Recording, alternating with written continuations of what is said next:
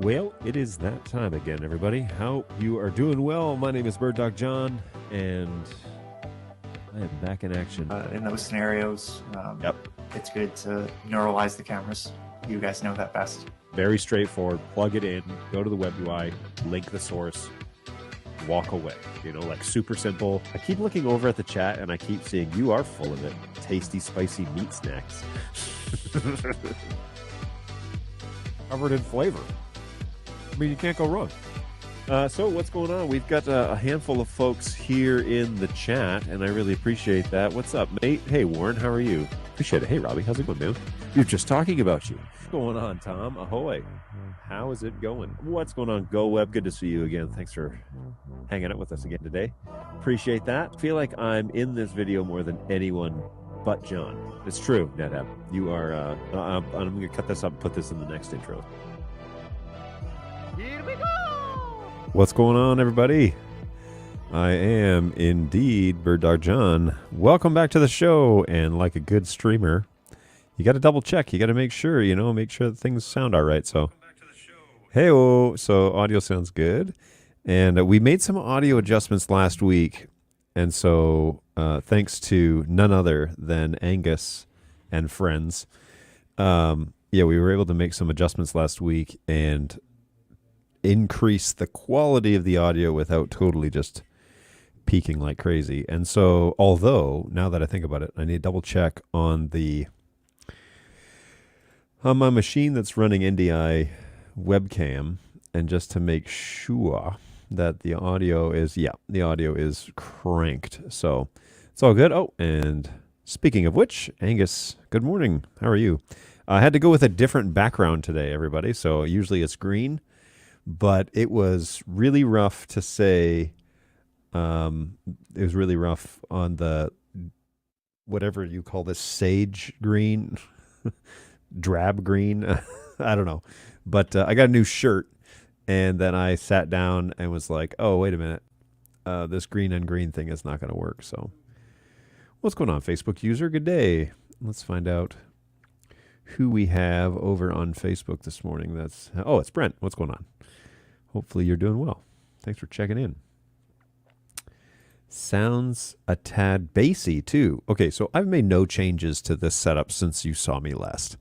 So either I have a cold or your tastes and preferences. I hate to say it, it's a touch peaky this morning. Okay, let's try that. How's that? Any better? Any better? What's going on, Bugzeek? Good morning. Good, thanks. Hope you are as well. I am doing well. Having a good one so far. What's going on, Pandorica? Good morning, number one. We all know what happened there. So I definitely haven't touched anything, and I agree. It is bizarre that things are now different. So I double-checked StreamYard. I double-checked the webcam. Haven't changed any audio settings here. vMix is all the same. Not peaking in vMix like I was last week, so it should be better in terms of quality. That should be better than what it was. I don't know what to tell you. I did turn it down a shade, so hopefully that's better. Hopefully. What is going on, my friend from Stockholm, Sweden? How are you? Thank you so much for coming on back. It has been a long time. Always glad to have you back on, man. Thanks for coming around. What's going on, Sam? Sam Harris? Like the Sam Harris? No, I'm kidding. Not the Stanford Dr. Sam Harris, the well-known atheist. No, what's going on, Sam? Nice to meet you. Thanks for coming by. Yeah, it's too early to type. I understand. Trust me, I understand. We have somebody, LA12 live stream says good afternoon. So it must be over in Europe somewhere. What's going on? Good afternoon. Hopefully you're doing well. Are you a quarter of an inch closer to the mic? Possibly. I'm usually this close, but yeah, it could be that. It definitely could be that. I'm so tired today, but it's a good tired. Just got back from Pac West. Okay, cool. What were you doing out there? Oh, hey, I have a little QR code for everybody. Let me just throw that up there. Yoink. There we are. so far so good. People are checking in on us. So the little heat map showing where everybody is, and what that is there's a little QR code up at the top of the screen here, and if you were to scan that QR code, it's going to ask what country are you in and what city are you closest to. And if you fill out those two questions and hit submit, your pin should appear on this heat map. So there you go. That's a fun little game we like to play together. And I made my picture bigger up here because I felt like I was all boxed in, so I had to change it up, you know. But all good. So that's what that QR code is over there. Wait, no, over there, that way, on the other side of the screen. And yeah, come along and play with the Where Are You game, and we'll have a handful of people actually even hover over these little dots, you know, so you can kind of get an idea as to where people are checking in: Lubbock, Seattle, Edmonton. We know that this is Mr. Angus because he's my guy from out west. Okay, so this is the Penny Arcade Expo, a gaming convention. Wowzers, that's pretty fun. Good stuff. I am Small Maple. So Senseless is wondering whether or not war would break out if all the cups disappeared from the face of the earth. Potentially. I don't know where this is coming from, so. Bugsy says, well, I'm your Seattle person. There you go. All right. No promises I'm going to remember where everybody's from, but always great to have you along for the ride. So good stuff. And today's coffee is brought to you by I Am Small Maple, who happens to be one of my employees.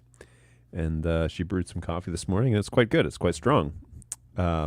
Not the strongest I've ever had, but then again, I drink a lot of coffee, so. But it's a different. It was like, what did you say it was? It was like caramel and something oranges. So, I appreciated that. We have long discussions about coffee in this office, as you might assume, and one of the discussions is I'm not a hipster trendy coffee guy. I don't have an appreciation for what I lovingly refer to as hipster doofus coffee. The guys with the suspenders and the giant earrings and the fedora and the patterned button-down shirt tucked into their khakis. You know the type. Anyway, just kidding. If that's your dress, all good. Just don't be a barista because you'll be feeding into the cliche, that's for sure.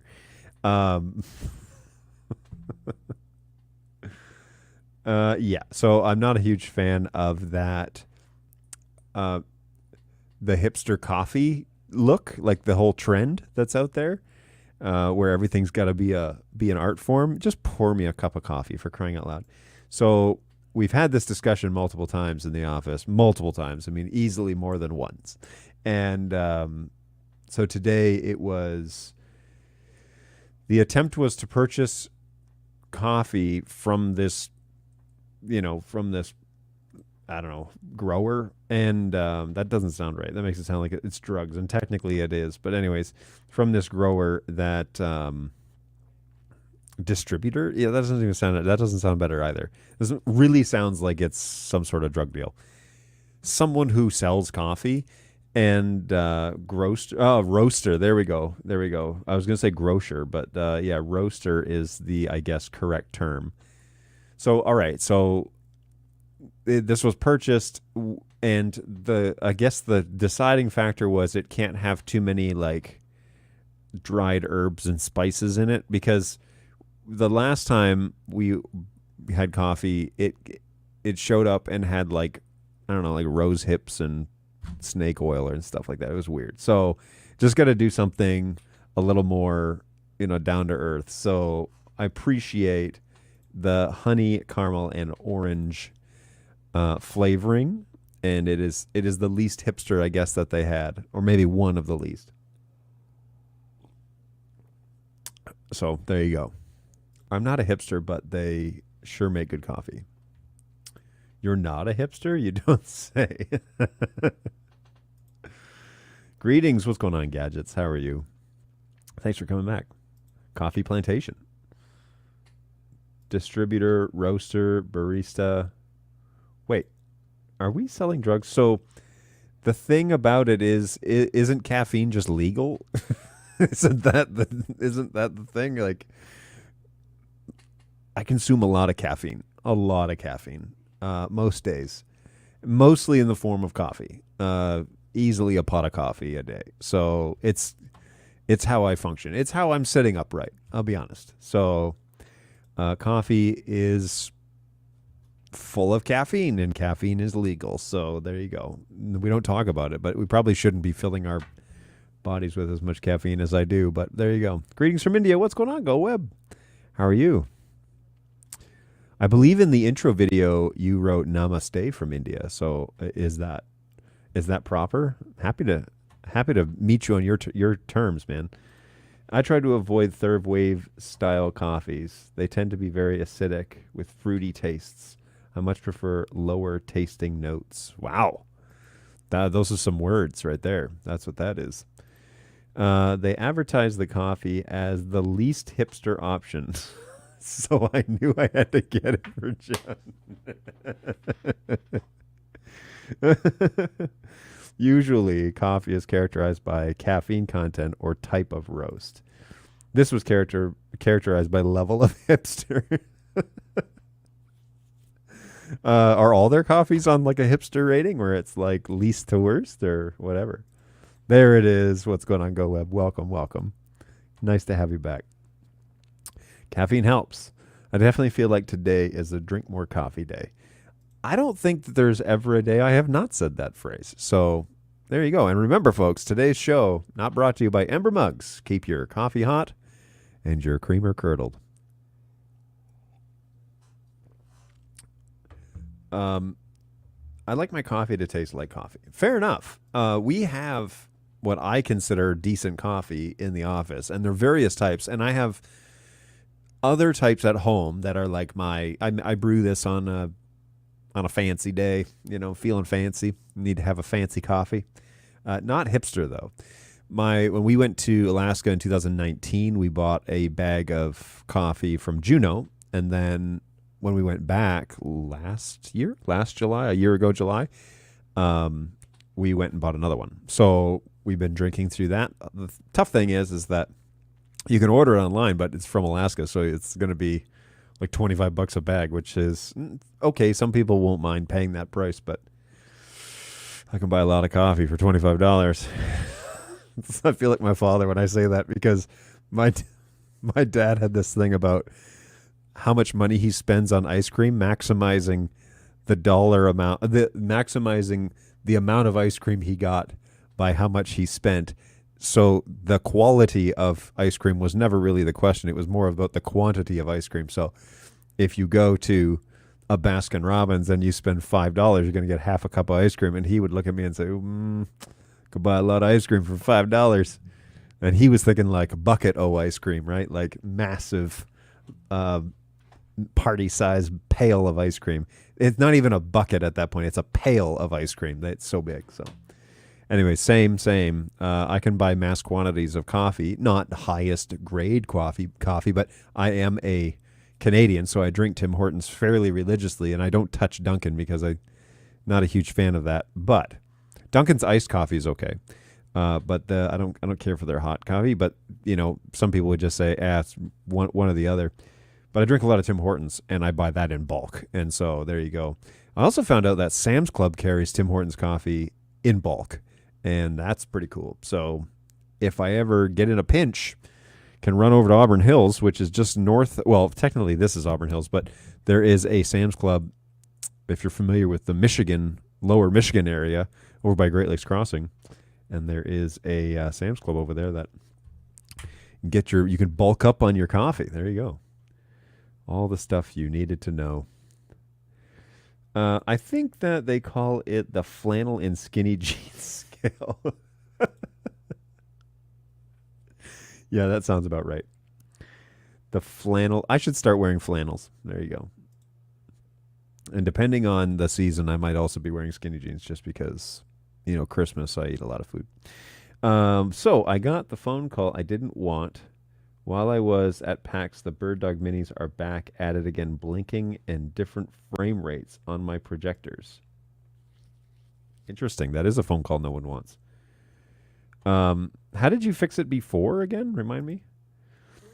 I do an event. Sorry, hang on here. I do an event a couple times a year where the client hires professional baristas to keep everyone caffeinated. They know where it was grown, when it was roasted, how it would be best prepared. Definitely, though, definitely hipsters. The coffee tastes perfectly like coffee. There's no third wave nastiness to it. Even with 6 months between events, they remember what I like. Well, that is impressive service, that is for sure. Filter coffee is one of the favorites in southern India. Very cool. I don't know much about southern India, so everything you say will be new information for me, so lay it on me. We changed it from 60 frames to 30 because ProPresenter likes 30 frames. It's true. ProPresenter does like 30 frames, but the minis now don't like 30 frames. I was recently in Bali. Interesting varieties of coffee there. Bought some avocado coffee. Interesting is all that was written after that phrase. Interesting. Yeah. Yep. All right, cool. Well, all right, we've kicked off the show here. We're 18 minutes in, and I don't know if you saw this or not, but the big news in the market is I don't even have it ready. I should have had it ready, but New Tech is no more. Did anybody else see this? A day or two ago, it was posted on Facebook and LinkedIn. New Tech is now under the new brand VizRT. New Tech, also known as VizRT. New Tech, now called VizRT. Wow. Interesting. Indeed. Matter of fact, let's just head on over to the VizRT portfolio. And there's an article here talking, it doesn't say anything about like dissolving New Tech, but it clearly says that they are uniting the brand. VizRT unites portfolio to strengthen customers and partners.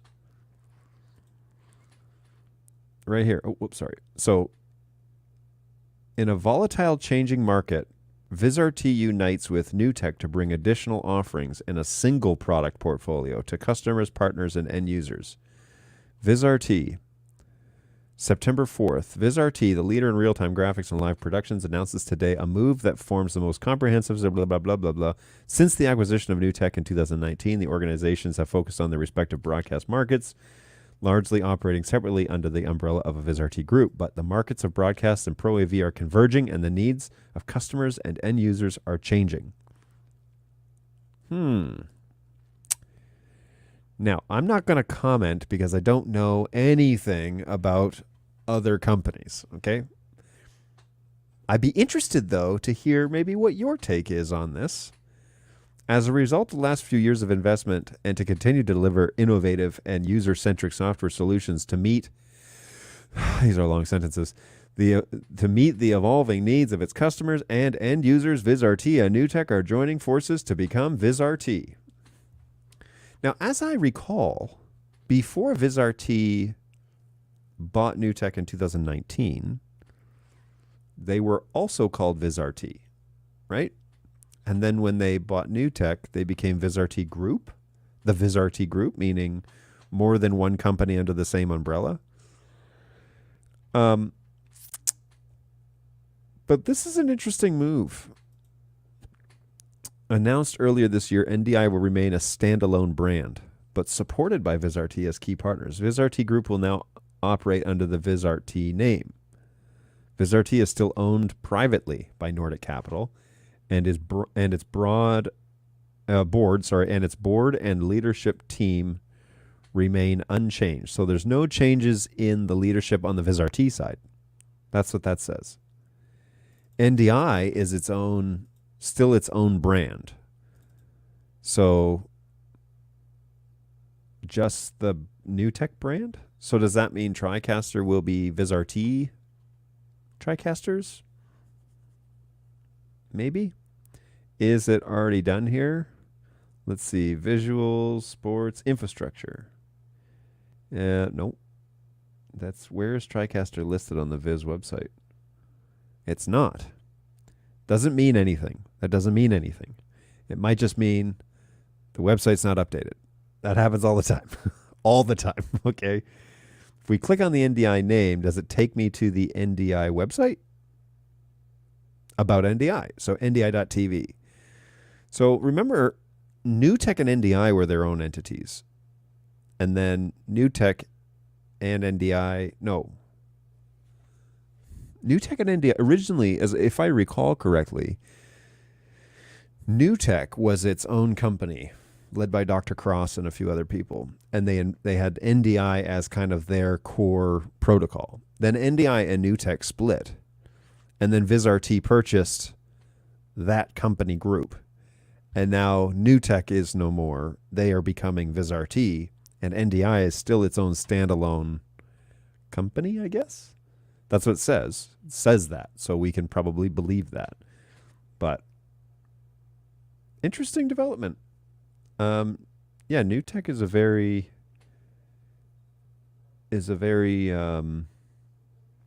well-known brand. So to just call it VizRT now is very interesting. It's an interesting move. So there you go. VizRT sounds like it should be pronounced like a cartoon zap sound. Yeah, it's Viz, which is like, shouldn't there be a space between RT? Why are you pronouncing those letters but not? Why is it not VIZRT? Right? Or VIZRT if you're in Europe or Canada. Anyway, it's going to be my thumbnail for today's show. Yeah, there you go. Any news on that Play firmware update? Nope, not yet, but hopefully soon. We had some guys working on a project in Florida last week, which is a job that I was working on in February. Same project, and they were doing a lot of Play stuff. So lots of movement there. Good news, everybody. Good news, everyone. Yeah, good stuff. When can you confidently say, go and update your P120, Go Web? When you can confidently say, your P120. Well, I'm running 110. I'm sorry, I'm running a P110 right now. Let me pull up what firmware I have on it, and it is running great on the firmware I have on it. So let me make sure that I can find out what firmware that is. That's on 9.4. So P120, P110 running on 9.4 is stable. I use it all the time. Matter of fact, I can. This is 9.4 right there. So there you go. And works well. Working well. Kind of like it. Kind of like it. Bugsy says, hey, there's nothing yet on the NewTek site. Yeah, I noticed that. That NewTek's website's still up. But if you go to LinkedIn and you click on, you type in NewTek, it says now VizRT. You go to Facebook and you click on, you type in NewTek, it'll say NewTek - now VizRT.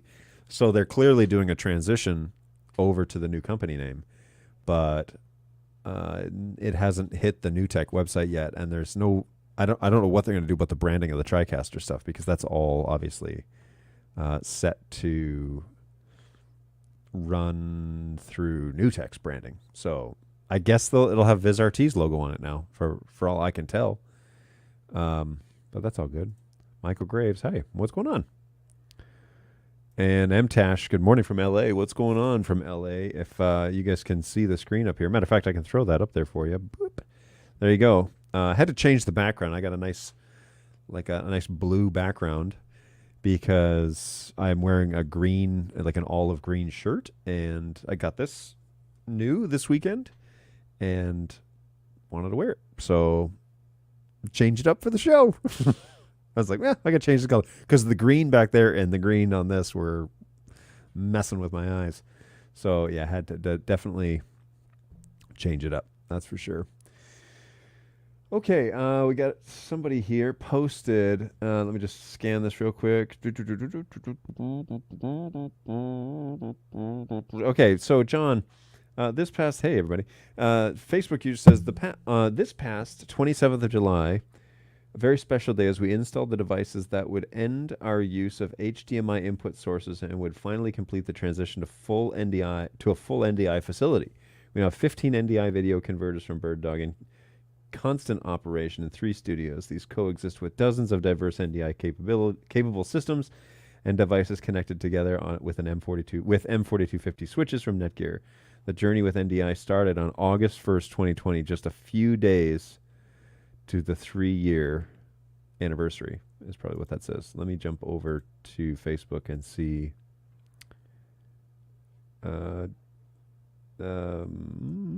See more. 3-year anniversary mark, and I have never looked back. And this is where you, John, come in. Oh, scroll down. Okay. Both your direct, hey, get the Netgear 4250 switches, and indirect advice have helped us achieve this. Thank you, John. Wow. That's super, super kind. This is from Wilton. What's going on? Well, thank you for those kind words. That is way more generous than I deserve, that's for sure. I'm glad to hear that journey has been a success, and I love the fact that you've switched over completely to a full NDI infrastructure. So welcome to the show, and hopefully you've find something useful from here on in, but feel free to tell us more about that install, because that's always fun to hear what people are doing with the stuff in the field. And yeah, NDI has a ton of applications, and we're finding more and more that people are wanting the flexibility over the zero latency that BNC and SDI pretty much offer, that they can tolerate the minor addition of latency to get the incredible flexibility of NDI, right? So I don't know if anybody saw this. There was an office hours global episode on Friday. It was all about NDI workflows, and you should watch it after we're done here. It's like a 2-hour special, though. It goes on and on. And there were a ton of guys on there that are doing NDI in real time for a living. They're installing it all over the world. What I thought was fascinating, very fascinating about this conversation was the installers clearly differentiated and gave BirdDog a few little shout outs, by the way, like honorable mentions, we'll say. There were a lot of installers on this episode that said some fundamental things that I thought are new for the market to be hearing coming out of multiple sources, okay? You hear them here all the time. You've been hearing them for a long time. But this was the first time I had heard installers, while NDI engineers were on the show with them, saying, if you want maximum performance in the NDI world, you need to have the proper infrastructure. That a straight up data network is not good enough for high performance video, that you need to know what it is you're up to. And just like all technology, you need to learn about it and not just assume that you can just turn it on and it's going to give you maximum results. And I actually took Friday off. I was sitting at home. My wife and kids were out of school that day, and so I was at home with them. And I was sitting at my kitchen table with my wife, and none of it made any sense to her. She didn't care one way or the other.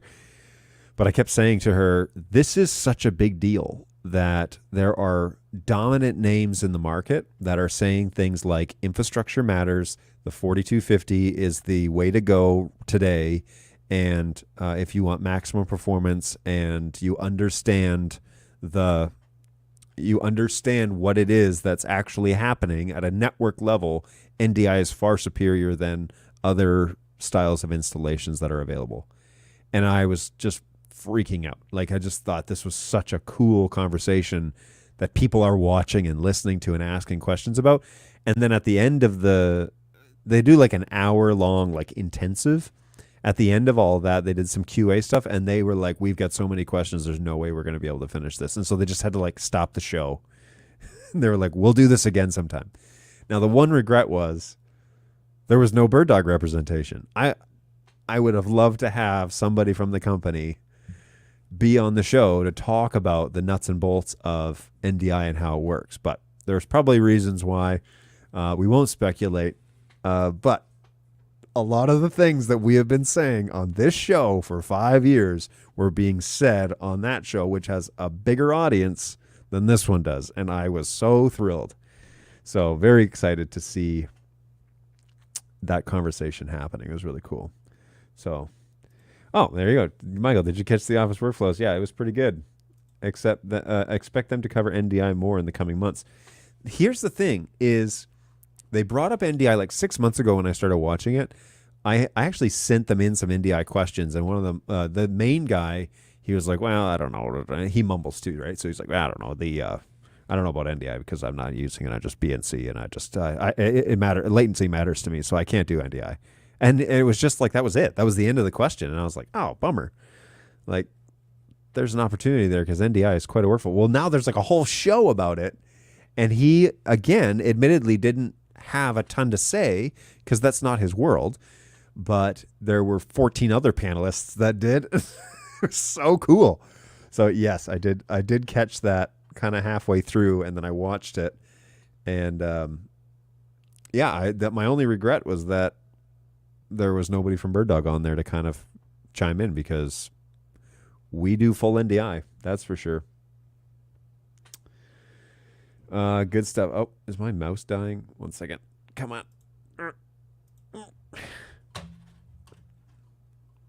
Okay. Over here. Brent says the X120 seller I pre-ordered with has sent an email update. The importer has advised us that if all goes smoothly, they should have them mid to late this month. But it is, of course, subject to change, as the importer is based in Melbourne, and there are a couple of public holidays at the end of September. I would expect them to be here last week of September, first week of October, if all goes to plan. Just FYI. Indeed, if all goes to plan. I successfully did our first stream last Friday using sources plugged into the M4350, then traveling through our VLAN through our school network to our remote control room area on the M4250. Of the two camera sources, 200 and Canon X225 plugged in Bird Dog Mini, the P200 was always good, but the video coming from the Mini became more and more jittery. Was going to try this Friday stream using a 4K Flex instead of a Mini, wondering if there's a conflict with older firmware running in the Mini. What are your thoughts? And also, Facebook user says, hey, thanks to the streaming guys. So,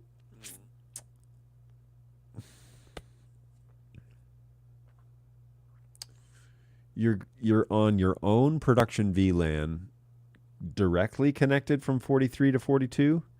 Or you said it goes through the network, so I don't know what that means.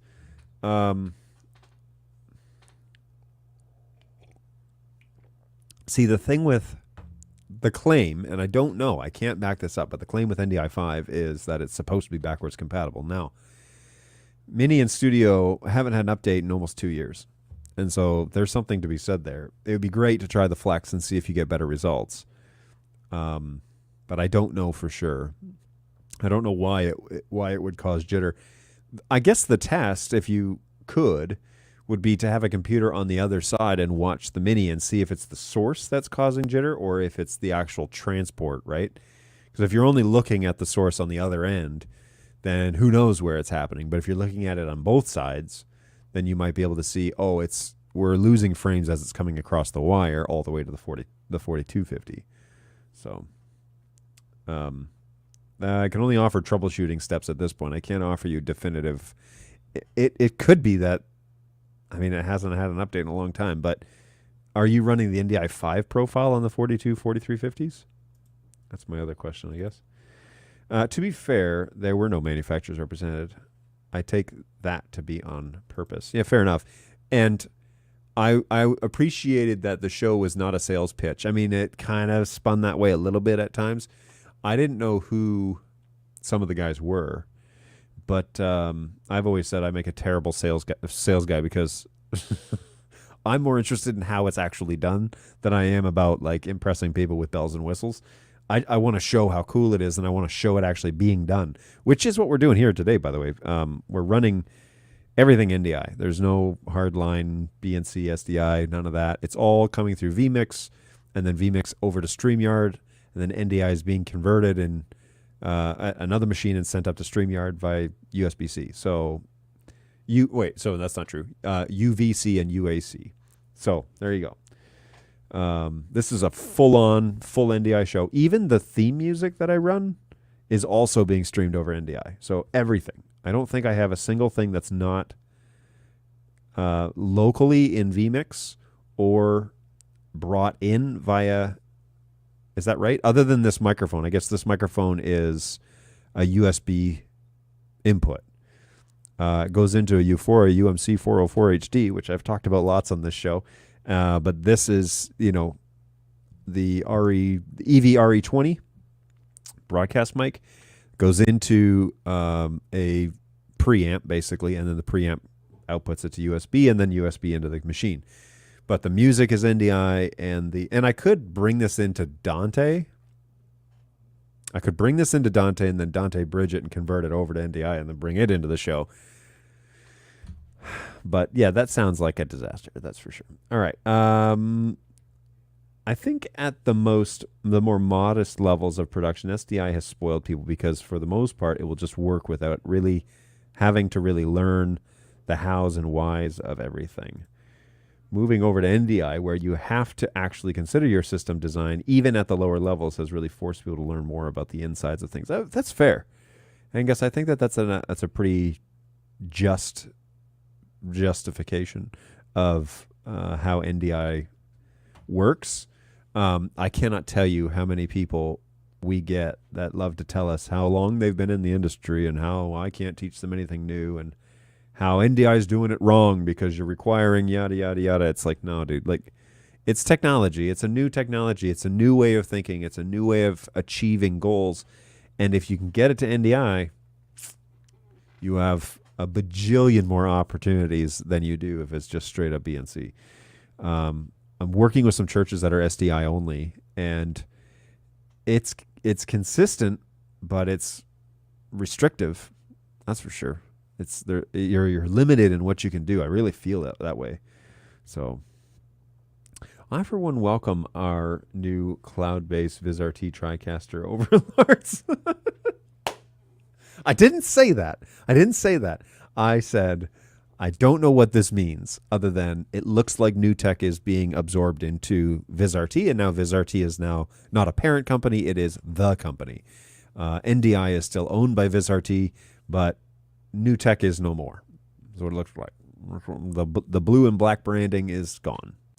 So that's a bummer. I really like new tech. They had a great forward-thinking approach to how production should be done, and I think that I hope that remains. But I know VizRT is a big company, so who knows what will happen. Yes, both on the 4350 and 4250. NDI 5 and Dante profile on both. Their new Ruckus switches. Oh. You're running across Ruckus switches? That could be a thing.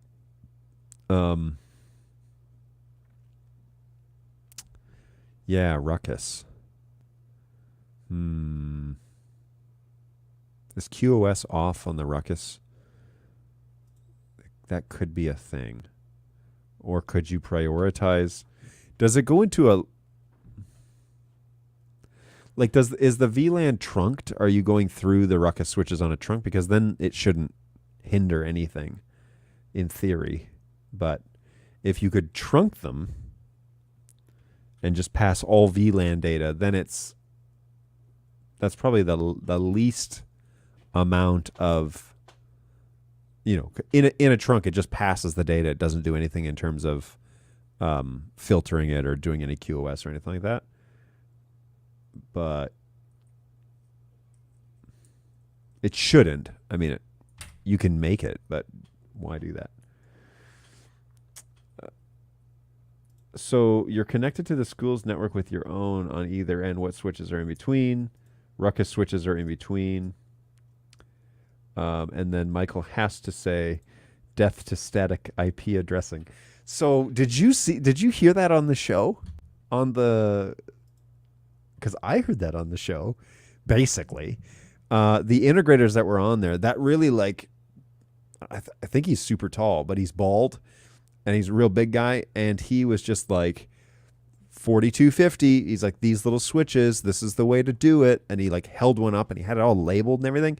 And then he was like, you got to use the profile and you got to set it all in DHCP. And I was like, my brain was like, yes, keep going. And then there was one guy on there, I will not say any names, but there was one guy on there that was like, you don't have to do it that way. It could just go on a data network. It's fine. And then everyone else was like, no, if you really want to do this, you need to isolate, you need a VLAN, you need to buy your own switches. I was like, oh, it's so awesome. So it was great. It was so good. I was very happy with the way that show worked out. And yeah, there was very little. One guy said, if you're just doing one or two sources, you'll get away with a crappy little switch. But if you're doing more than that, and I was like, stop, don't say that. Don't even give people the opportunity to buy crap. Don't let them buy crap. Don't let your customers buy crap. They have to buy good infrastructure in order to get high performance out of their stuff, right? So anyways, so that I felt like this was a legit theme on that show, and I was very, very happy about that. DHCP here, DHCP reservations for all. I've been in the industry for a long time, and I've learned lots from you and everyone else here. Well, that's good. I'm glad to hear that. You're not one of those, I've been in the industry a long time, and don't tell me that I don't know what I'm talking about type of guy. That's a legit thing, man. When I first started, I came to Bird Dog because I had some networking experience. I didn't really come here because I had a ton of camera experience, or I've repaired technical things in the past and whatever, but I had networking background in terms of performance. And yeah, that I started down this avenue of nobody's talking about what's required on the networking side to get NDI to work correctly. And there was a lot of this wishy-washy, yeah, you could do that, or yeah, you could do that, or you could do that. And I was like, this is not a good recipe for people being successful. We need to be very specific because the people in the market are not IT guys. That's the point.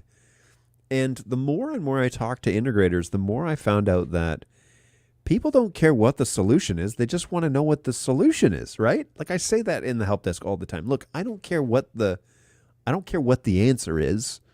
I just want to know what the answer is. Yeah, you're not going to make me mad.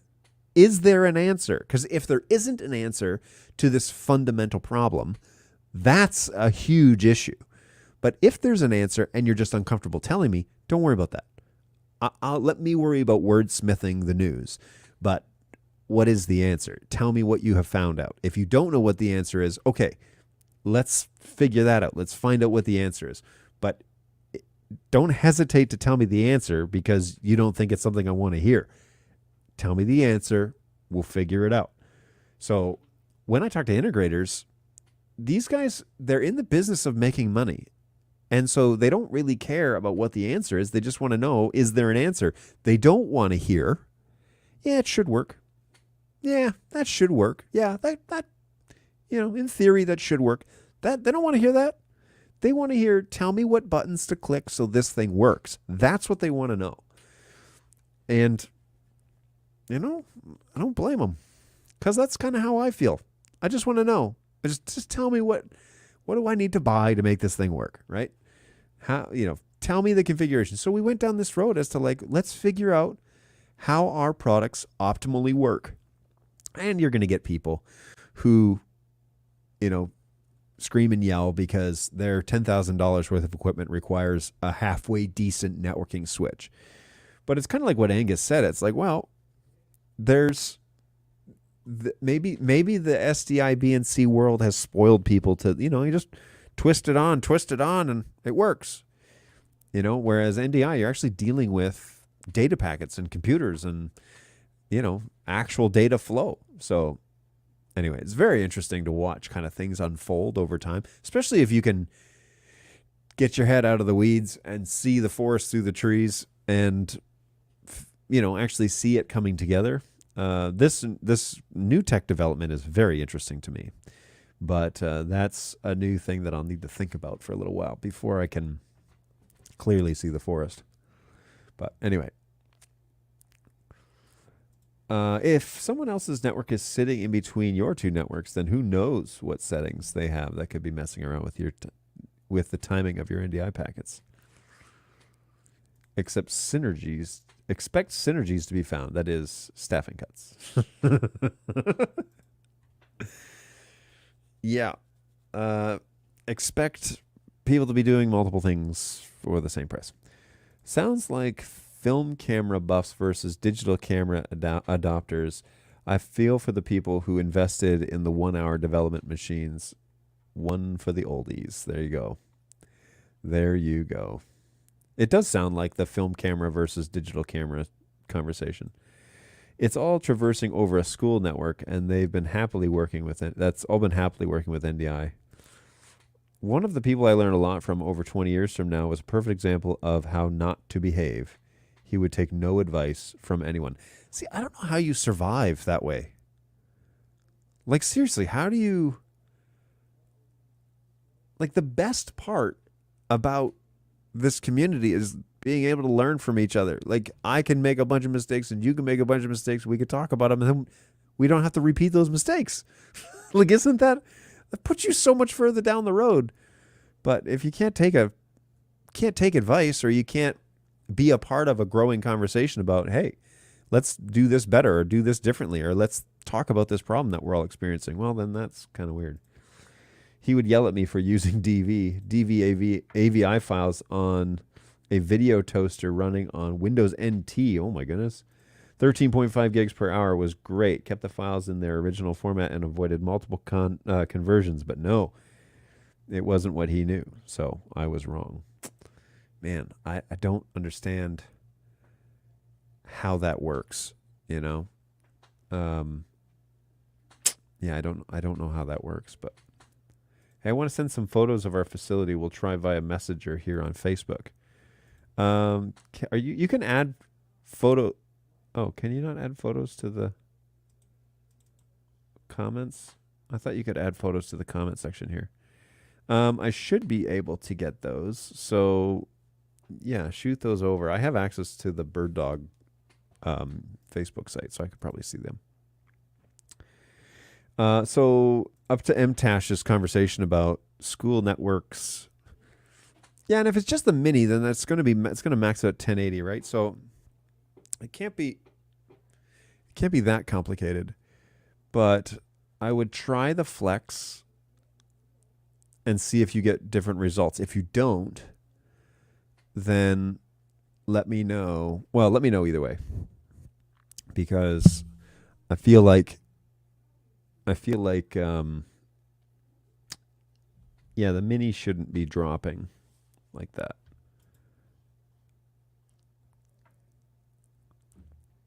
I'm not sure also why the mini would drop, but the other one wouldn't, right? I'm not too sure about that. A new message from, yeah, 4 photos. All right, so let's take a look here. I'll screen these pictures, make sure that they're appropriate. They're definitely appropriate. All right, let's check this out. Ooh, so fancy. Look how fancy. This is a great artistic shot of a Bird Dog studio. Oldie but a goodie right there, guys. Oh, is that a Black Magic camera? I believe it is. How did that work out for you? Hey, tell me more about the Black Magic camera. Whoa, whoa. Okay, that's not helping. Tell me more about the Black Magic camera, because I've seen these and I've had some churches ask me about them, but I've never had experience with them. And I've heard they've come a long way from the original days. Which one were you running there, by the way? This is so cool. You've got a, what is that, 4K SDI? Encoding 2160p60. Oh, that's cool. Is this a... What board is this? This looks like a Presonus board. Are you running a Presonus board? I want to see closer. Can I zoom? I can't zoom. Bummer. Yeah, really cool, man.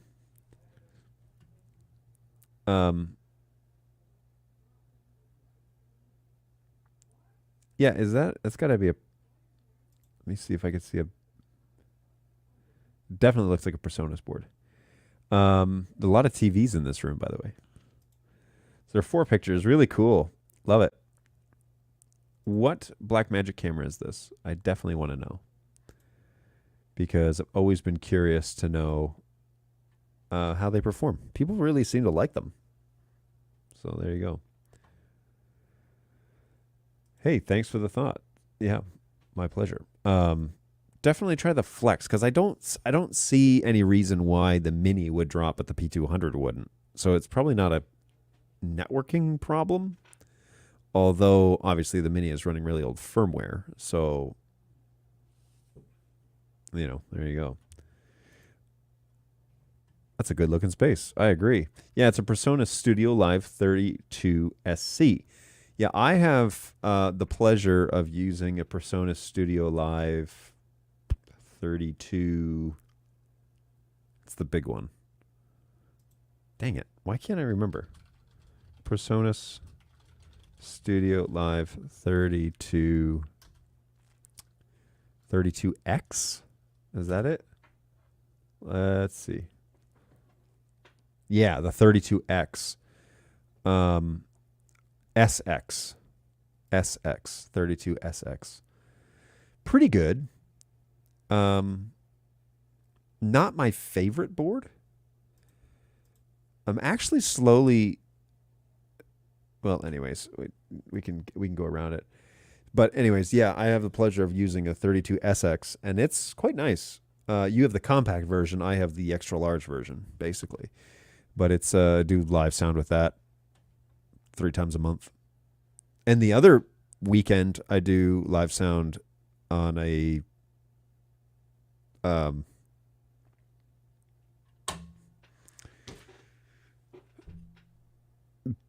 Behringer Midas 32. Yeah, the full board. And I'm slowly falling in love with that as well. It's actually, although the Presonus has nicer graphics and like some buttons and whatever, I actually like the workflow of the Behringer 32. Is it? What am I thinking here, folks? Behringer.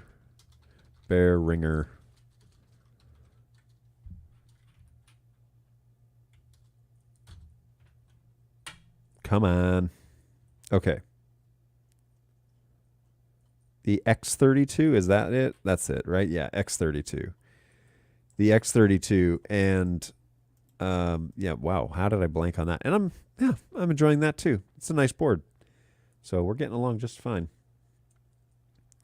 People like him help me build one of my founding philosophies. Everyone I meet can teach me something. Sometimes it's how to do something, and sometimes it's how not to do something. Uh-oh. Which category are we in? Good stuff. Good stuff. Hey, what's new at Bird Dog? What's going on, Daniel? What's going on overall? It's been pretty quiet for a while. What's up with Pod, Dante for hardware, and other products that you have promised to deliver? So I can walk through some of those. The what's new at Bird Dog? Not a whole lot, actually. The reason why we've gone so quiet is because we're working away at making those things real. Um, you know, we've had lots of development time on Play and on Quad, in particular with NDI 5 truly coming to the Bird Dog fleet. It's I think it's safe to say it's a fundamental change in the way that you encode NDI. And so because Bird Dog takes the SDK and we do our own FPGA, basically, we have our own silicon chip and we encode it ourselves. We basically take the foundations of the SDI NDI code and then make it our own. Well, when NDI 5 came out, there were a whole bunch of new protocols, a whole bunch of different stuff. And so it wasn't just like replace the new code from the old code. It was basically a rebuild. And so that's what they've been up to. They've been making it function according to the NDI SDK guidelines for NDI 5. And that, unfortunately, is basically a complete overhaul in a lot of firmware and software. So when we announced Pod, for example, that was NDI 4. When we announced Dante for hardware, that was NDI 4. Now it's a whole fundamental change. The thing about Dante is, as well, I guess, is it's owned by another company. Dante's not ours, and we don't have any stake in it. So it's a licensing code, and it's a licensing question. And so we kind of had it all arranged when we first made these announcements, and then we'll say the conversation changed, both on our end and theirs. And so we've had to really adapt and change a fair bit. So there are a lot of irons in the fire with Dante for hardware and for Pod. Other products, let me think through. OG4 is out and I think stable for the most part. Quad is, actually 4K family that's like priority 1 when it comes to firmware. So that's what's being worked on currently. What's the other one? Like Flex family will be behind that. OG4, Studio Mini is probably in line after that. Then there's X120, which is the new camera launch. That one, from what I can tell, is going to distributors. And so we should see that pretty soon. Somebody had mentioned earlier that it is, they're getting updates from Melbourne saying it'll be about the end of the month. Those should be around, but I don't know that for sure. I haven't tried that. I haven't had a message from HQ saying this is when it will go, and I'm permitted to talk about it. I haven't had either of those things, actually, so there you go. Whew, that coffee is pretty potent now.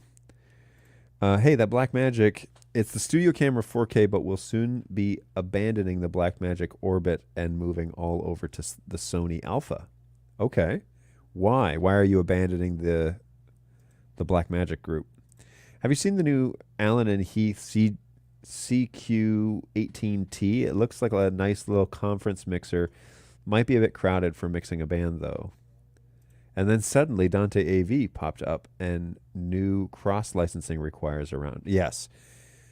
So I think I'm safe to say that, yes, there have been some licensing things that we've had to kind of navigate through because, as you know, Dante came out with its own video line of expectations.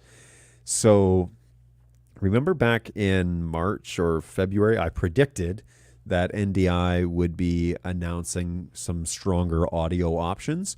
That did not happen. They didn't announce any sort of stronger audio game to compete against the Dante realm. But I do know that there is an emphasis on the audio channels of NDI that are happening kind of behind the scenes. So hopefully that still... Excuse me.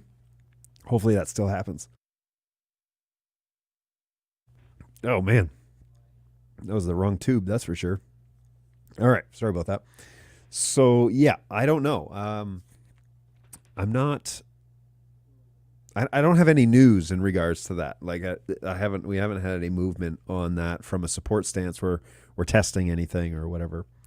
But I do know that significant ground has been gained on Bird Dog Play, on the 4K family, on Fleet Manager for 4K. Now, 4K family, it's kind of working in tandem because they want to get Fleet Manager up to a place where it can help us with the updates of 4K Family, because to do the 4K Family update to NDI5 really takes a lot more than any other firmware update that we've done. So we're trying to make the process as painless as possible, and that's all a part of it. And so there are like 3 or 4 different pieces that all have to come to fruition before we can move forward with updating the fleet. So, and all in an effort to not like waterboard my my support team with questions, because that has definitely happened in the past where we think we have it and we launch something, and then all of a sudden we've got hundreds of tickets coming in all asking questions about, hey, this messed up my camera, or I did it wrong, or I put the keyboard firmware on a P100, or seriously, I don't know what is up with that, but yeah, that we've had to really buckle. Actually, the keyboard firmware is not on the website because we were having people do that, where they were putting the keyboard firmware on stuff that they should not have been putting the keyboard firmware on, because people just get in a rhythm and they don't read labels and they upload it, and all of a sudden, oh, I put it on the wrong device, and now that device is dead. It's basically completely fried.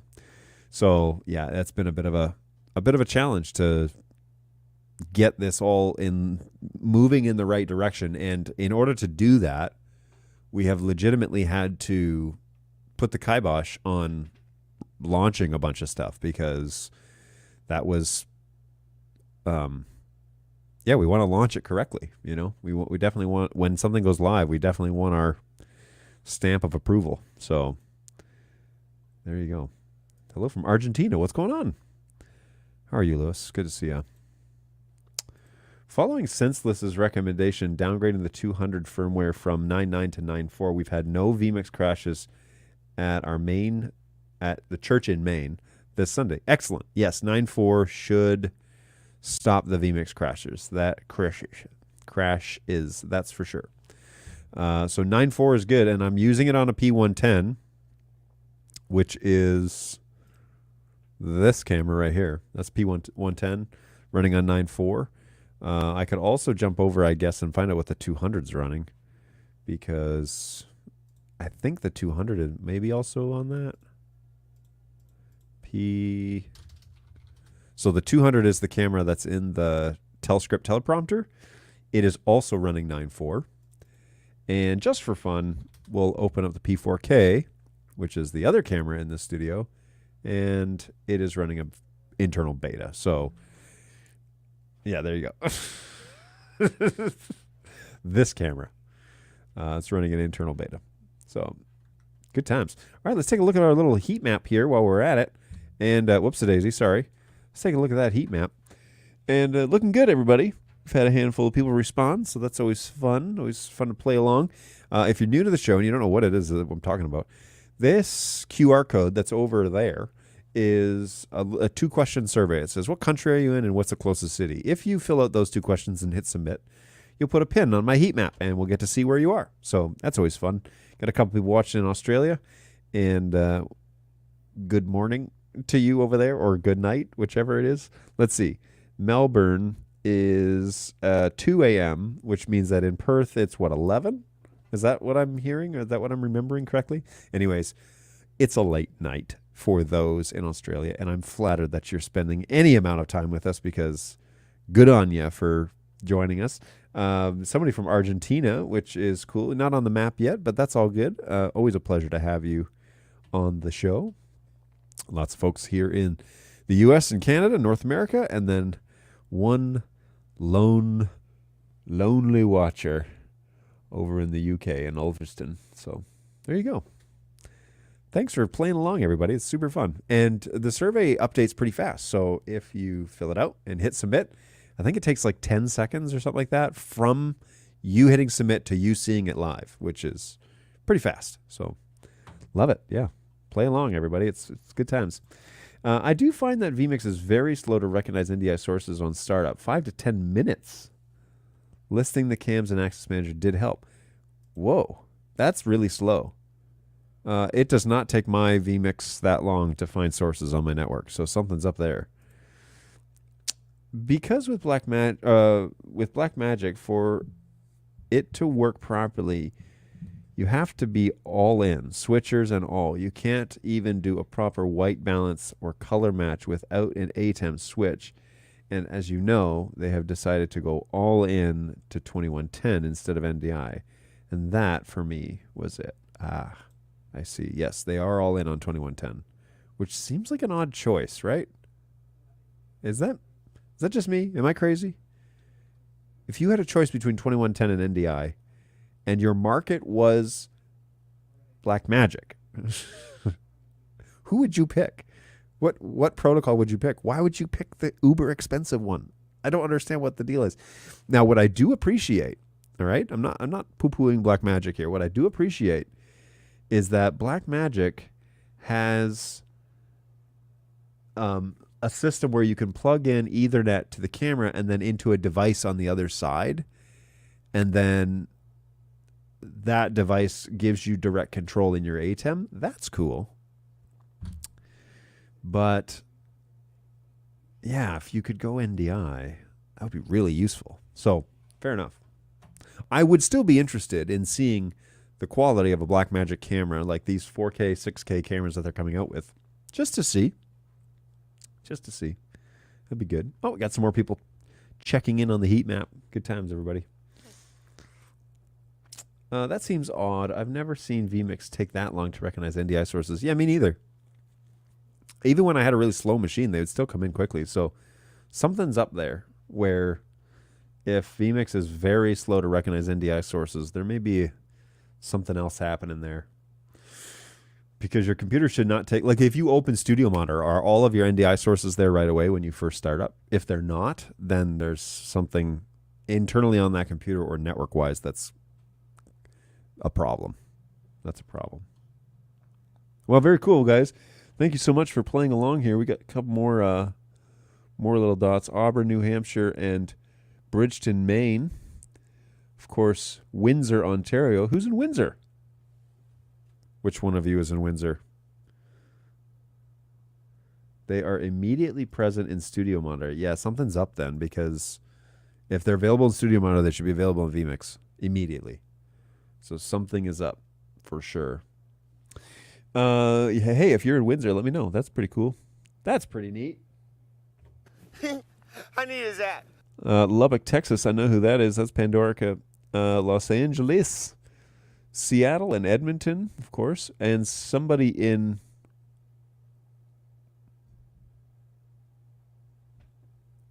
the islands. Thanks for checking in. Yeah, chime in on the chat if this is you. That's cool. Guanabo, is that right? Guanabo? And then our UK friend, and then of course in Perth, and somebody in Melbourne. Uh-oh. Somebody at HQ watching. Is this Dave? Is this Dan? Oh boy. That would be now I'm nervous. Maybe it's just I don't have a lot of FaceTime with the Melbourne crew, and so if this is somebody from HQ, hey, how's it going? Definitely don't have a lot of FaceTime with you guys, so we should definitely fix that. If you guys were only not sleeping, it's 2 a.m., so if you were only not in the middle of the night when I was awake, that'd be great. Or vice versa, for that matter.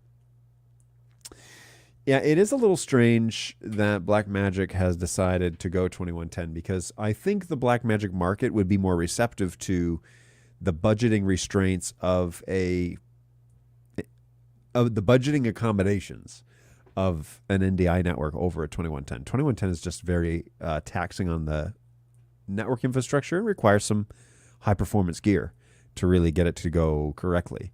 So you would think that they would want to go with the NDI realm, but maybe there's a reason why they're doing that instead of NDI. I don't know. Maybe.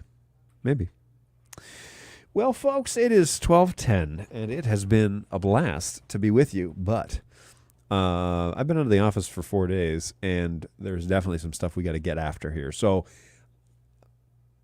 I love to stay in chat. I love hanging out with you guys, and it's always a pleasure. This seriously, though, like, hear me. This is probably the best part of my week, is hanging out with you here on the chat and getting to interact with other Bird Dog guys online and hanging out. So here in Puerto Rico. There you go. Okay, Puerto Rico. Let's open the Facebook one more time. We'll find out. Oh, Wilton. Oh, hey, how's it going? There you go. All right. We were just talking about you. This seriously though, no, this is easily probably one of the best parts of my job is getting to hang out with you guys online and chatting about stuff that's going on. Always happy to talk your NDI questions. If there are themes or subjects that you want me to talk about, leave those in the comments. I'm always happy to catalog those, write those down, run a show about that. Yeah, whatever you need. Let's talk about it. Let's get that sorted out because that's what we're here for. We're here to provide live support. We're here to provide at least 2 hours a week. So on Tuesday and Thursday for at least an hour, if not longer, depending on what questions that you guys have. So anytime that you guys want to chat about something, please leave a comment in the comment section. If it's a big topic, I'll make a whole show about it and we'll talk about it. So it's always really neat to have a chat and have you guys on the show. But our time has expired, and so we definitely need to finish it up here, which, by the way, Puerto Rico is not a country. It's an unincorporated territory of the United States, which is exasperating, but it is what it is. Fair enough. Fair enough. Does the country, does it come up under the country list for my little thing here? For my survey? Let's find out. To be fair, I actually just used a pre-fill on the countries. And so if Puerto Rico's on here, yes, it is. It is option 190, Puerto Rico. So there you go. It is there on the country list. But I could write in there, I could change it to say, what did you say? As a unincorporated territory of the United States. So I could add a little caveat. If it's not correct and it bugs you, I'm happy to make that amendment for you, Wilton. But since I think you're the only person from Puerto Rico checking in, so it's all you. You get to decide until someone else shows up. You get to decide. So always fun. But I really appreciate your kind words earlier on in the show. Thank you so much for saying that and for taking the time to mention it because, you know, like I said, it's not the compliment desk, folks. It's the help desk. And so if you want to make a support agent's day, send in a ticket and say, I don't have anything. I don't have an ND. I don't have a bird dog problem. I just want to say thanks. Yeah, my team would love that. So feel free. If you do have a question, by all means, reach out to help@birddog.tv and help@birddog.tv and let us know because I'm always interested to give you guys a hand, help out, and I'm the head of that department. And so if you have a question that, and I'm not live on a Tuesday, Thursday from 11 to 12 Eastern time here in the U.S., hit us up at help@birddog.tv, and I've got 3 agents that watch that desk all the time. And then if you are so inclined, you can subscribe to birddogjohn.tv, which is the support YouTube page. Everything that I do in this office is done on that show. So we've had a uptick in subscribers over the past couple of weeks, and we're well past 300, which is really exciting for me because I've never had 300 subscribers ever on this channel. And so thank you so much for everybody that's doing that. Pretty exciting that people are subscribing. But birddogjohn.tv right there on the screen, that you could jump over there and subscribe to that channel. Everything I do in this studio, support-wise, gets posted on that site, on that Bird Dog John YouTube page. So feel free to hit me up there. And actually, I think it's this one. Hey-oh, VMix to the rescue. Yeah, this is the live support show. We do this twice a week. And try and give sound advice from 11 to 12 Eastern time.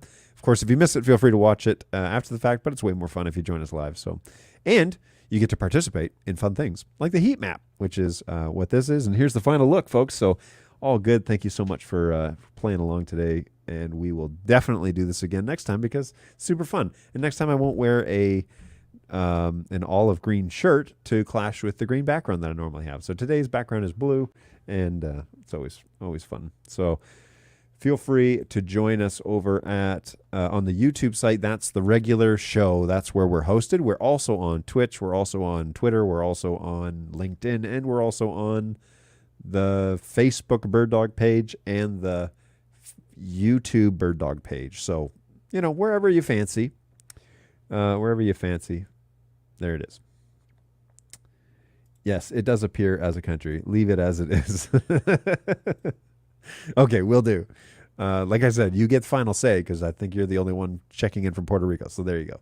Happy to make accommodations, but we'll leave it as it is for now. All right, folks. Man, it's been good.